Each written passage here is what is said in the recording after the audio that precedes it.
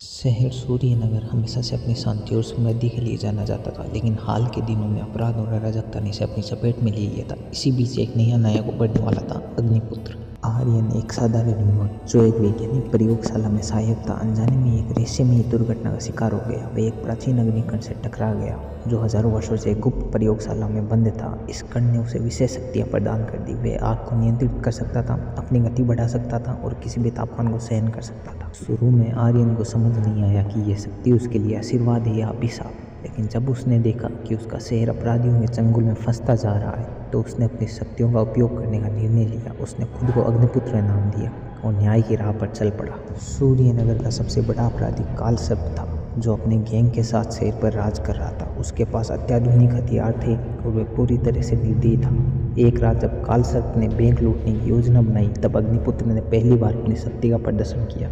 अग्निपुत्र ने आग के लपटों से एक दीवार बना दी, जिससे कालसर्प और उसके लोग भाग न सके।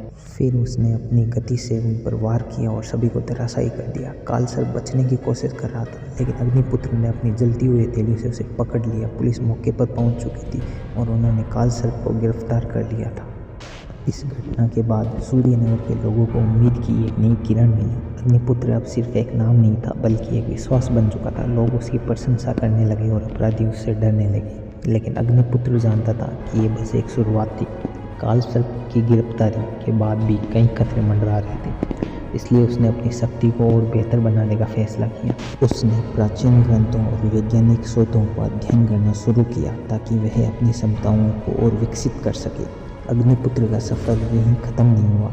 आगे और भी खतरनाक दुश्मन उसका इंतजार कर रहे थे, लेकिन अब वह तैयार था। वह न केवल अपनी शक्ति से बल्कि अपने साहस और बुद्धिमान से भी लड़ने वाला था।